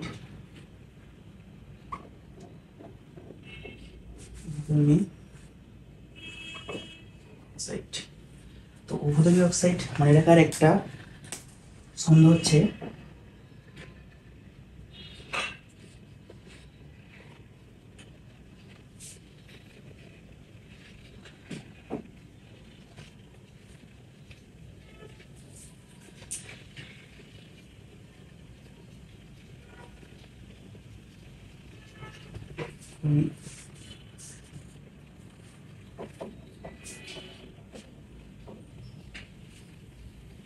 পালিয়ে গেল। দেখো জানু শোনা গেলো বেবিটি আজ ফের করে পালিয়ে গেল। এখন এটা দিয়ে কী কী হয় দেখো, যার মধ্যে হচ্ছে জিঙ্ক, তারপরে শোনাতে হচ্ছে এসএন, এসবি মানে টিন, এবং হচ্ছে কি অ্যান্টিমনি। এতে হচ্ছে কি অ্যালুমিনিয়াম, এই বেতে হচ্ছে বেরিলিয়াম, নট কিন্তু বেরিয়াম, ঠিক আছে। তারপর হচ্ছে কি ভিতে হচ্ছে ভ্যানাডিয়াম, টিতে হচ্ছে টাইটেনিয়াম, আসতে হচ্ছে আর্সেনিক, ফিরতে হচ্ছে আয়রন, কইতে হচ্ছে ক্রোমিয়াম, ক্যাডমিয়াম, পালিয়েতে হলো লেড, এটা হচ্ছে গ্যালিয়াম, ঠিক আছে। এই যে যখন এগুলোর অক্সাইড থাকবে সেগুলো হবে কি উপধর্মী অক্সাইড। তবে এখানে একটা বিভিন্ন আছে, এই এসবি যেটা আছে সেটার ক্ষেত্রে +3 চার্জ হওয়া লাগবে, আর্সেনিকের ক্ষেত্রে +3, আয়রনের ক্ষেত্রে +3, ক্রোমিয়ামের ক্ষেত্রে +3। এই তিনটা জাস্ট চারটা মনে রাখবা যে এই চারটার যদি +3 চার্জ থাকে তবে সেটা অবধর্মী অক্সাইড হবে, আদারওয়াইজ সেটা অম্লধর্মী অক্সাইড হয়ে যাবে, ঠিক আছে। তো দেখো এখন আমরা এটার এক্সাম্পল দেখবো।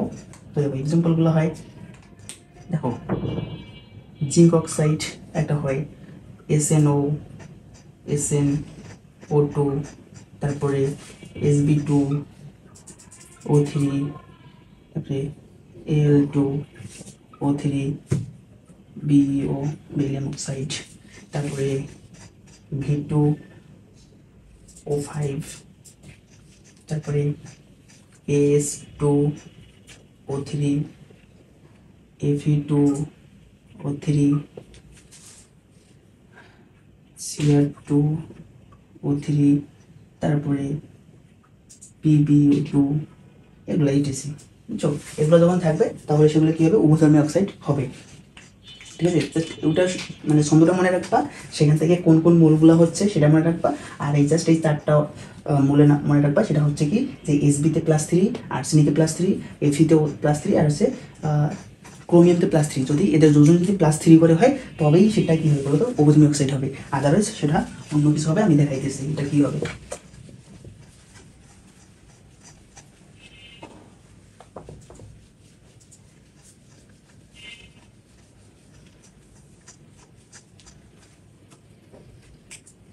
দেখো এখন আমরা করবো কি অম্লধর্মী অক্সাইড।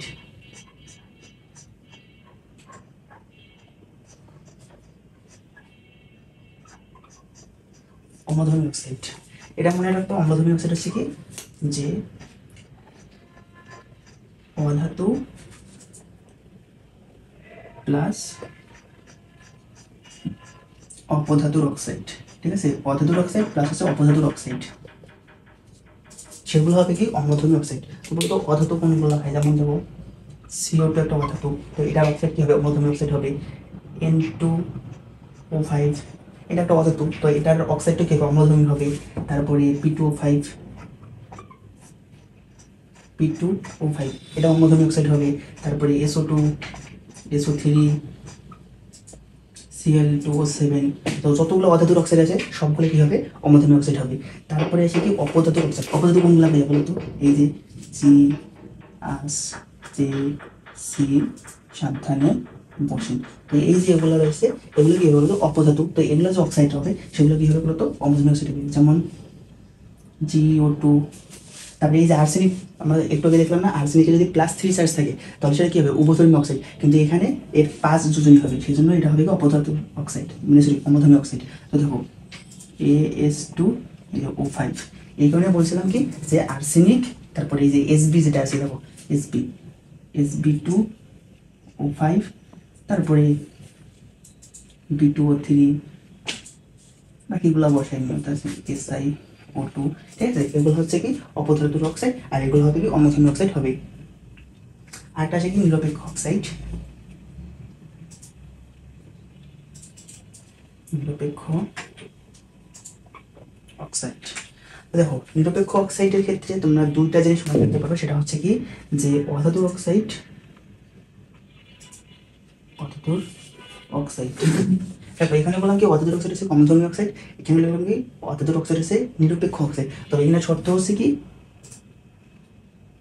শর্ত হচ্ছে অক্সিজেন একটা থাকে। যেমন দেখো এখানে যখন আমরা পড়ছি সবগুলোতে কিন্তু অক্সিজেন দেখো 2টা 5টা 5টা 7টা করে আছে, কিন্তু যখন অধাতুর অক্সাইড হবে কিন্তু যদি একটা করে অক্সিজেন থাকে, যেমন উদাহরণ হচ্ছে দেখো, যেমন দেখো CO, NO, H2O, N2, দেখো তো এটা সবগুলো অধাতুর অক্সাইড, আবার এটাতে দেখো একটা করে অক্সিজেন আছে, শুধু একটা করে অক্সিজেন, সেই জন্য এটা কি হবে নিরপেক্ষ অক্সাইড। তোমরা এটা মনে রাখতে পারো, এটা মেইন জিনিস, ঠিক আছে। আর তোমরা এটা মানে এটাকে সংক্ষেপে মনে রাখার জন্য তুমি একটা ট্রিক্স মনে রাখতে পারো, সেটা হচ্ছে কি যে ট্রিক্সটা হচ্ছে কি যে দেখো কোনো পানি নাই, ঠিক আছে। এটা হচ্ছে কার্বন মনোক্সাইড, এমনি হচ্ছে কি এটা পানিতে হচ্ছে পানি, আর এটা হচ্ছে নাইট্রোজেন অক্সাইড, ঠিক আছে। এটা মনে রাখতে পারো নিরপেক্ষ অক্সাইডের ক্ষেত্রে।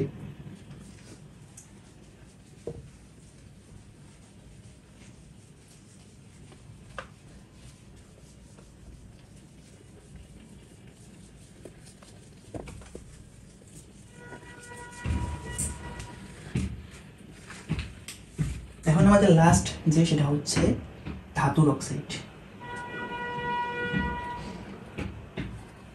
দেখো ধাতুর অক্সাইড আমরা সবাই জানি ধাতুর অক্সাইড কি হয়, ক্ষারধর্মী হয়। দেখো আপনার হচ্ছে কি ক্ষারধর্মী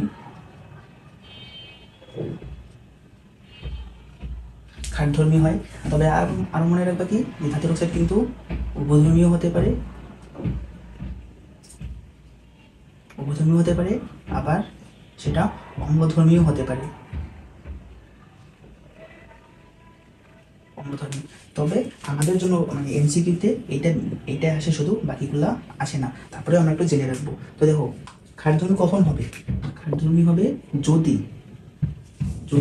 ধাতুটার চার্জ কি হবে বলতো, যদি চার্জ +1 বা +2 বা +3 হয়, তবে কি হবে, এটা ক্ষারধর্মী হবে।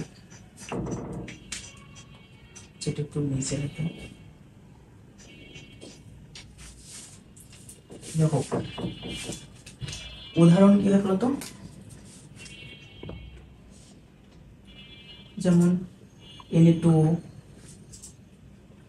MgO, CO, ঠিক আছে। এগুলো হচ্ছে কি ক্ষারধর্মী। তারপরে হলো কি দুই নম্বর হচ্ছে উভধর্মী।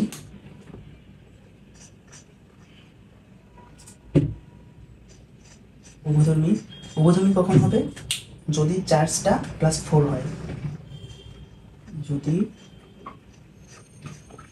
চার্জ +4 হয়, ঠিক আছে।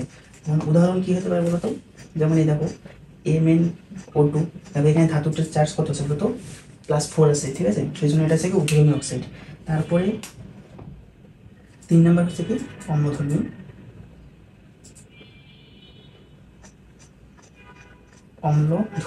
এবং অম্লধর্মী কখন হবে, যদি চার্জ +5 +6 +7 হয়, যেমন যদি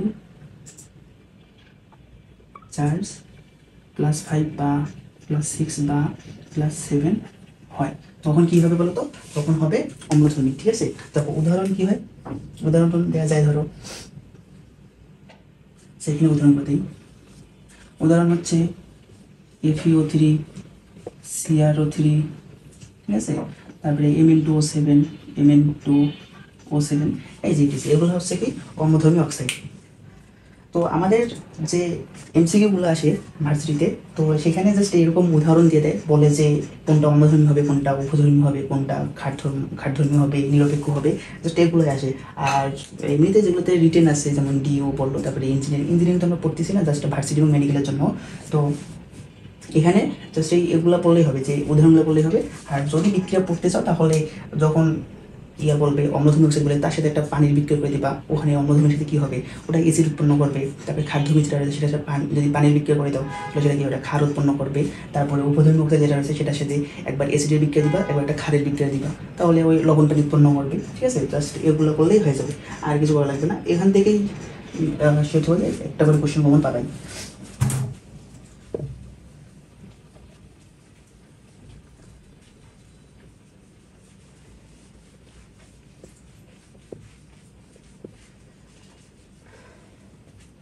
তো আমাদের লেকচারটা আজকে এখানেই শেষ।